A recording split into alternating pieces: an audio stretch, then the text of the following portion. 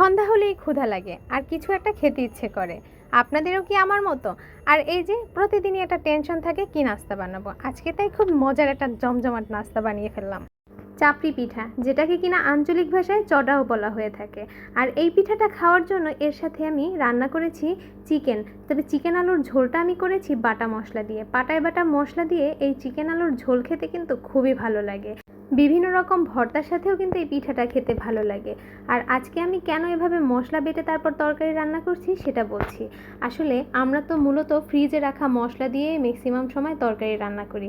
তাছাড়া অনেক সময় ব্লেন্ডারে মশলা করে তারপর তরকারি রান্না করি। তবে আগের দিনে মা চাচিদের কিন্তু ফ্রিজও ছিল না, ব্লেন্ডারও ছিল না। তারা কিন্তু সবসময় পাটায় বেটে এভাবে তাজা মশলা দিয়ে তারপর রান্না করতো।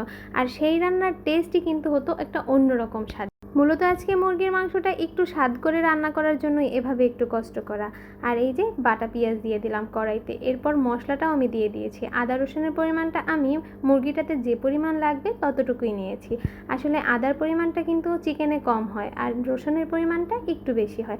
কাঁচামরিচটা দিলে কিন্তু তরকারির রঙটা খুবই সুন্দর হয় দেখতে।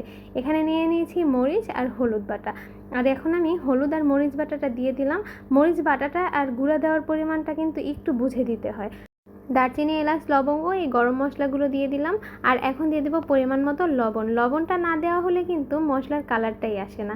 মশলাটাতে কিন্তু অল্প একটু পানি দিয়ে দিয়েছি বাটিটা ধুয়ে। আর এখন আমি এটাকে ভালোভাবে একটু কিছু সময় কষিয়ে নিব। এই যে তেলটা যতক্ষণ না পর্যন্ত উপরে চলে আসবে। তেলটা উপরে চলে আসলে কিন্তু মশলার রঙটাই চেঞ্জ হয়ে যায়। এ পর্যায়ে আমি ধুয়ে রাখা চিকেনগুলো দিয়ে দিব। আর চিকেনগুলো কিন্তু আমি ধুয়ে আগেই পরিষ্কার করে রেখে দিয়েছি।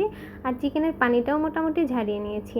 এরপর আমি দিয়ে দিলাম। আর এখন নেড়ে চেড়ে ভালোভাবে মশলার সাথে মিশিয়ে নেব। কিছুক্ষণ কষানোর পর দিয়ে দিয়েছি বড় বড় গোটা কয়েক আলু।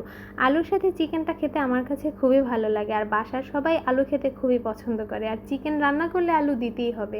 এরপর পরিমাণ মতো ঝোল দিয়ে দিয়েছি গরম পানি দিয়ে। এভাবে বাটা মশলা দিয়ে রান্না করলে ঝোলটাও খেতে কিন্তু খুবই ভালো লাগে। আর ঝোলের রঙটাও দেখতে খুবই চমৎকার হয়। এখন আমি ভালোভাবে একটু জাল করে নিয়েছি। কিছুক্ষণ জাল করার পরে কিন্তু এটা পুরোপুরি সিদ্ধ হয়ে যাবে আর চুলাটা বন্ধ করে দিব।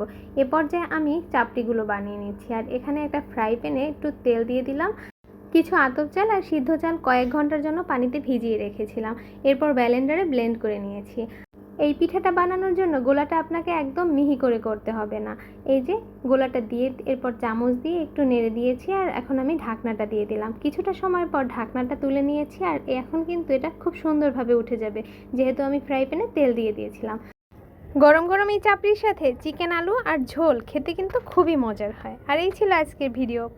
সবাই ভালো থাকবেন, সুস্থ থাকবেন। আজ এখানেই বিদায় নিচ্ছি। আল্লাহ হাফেজ।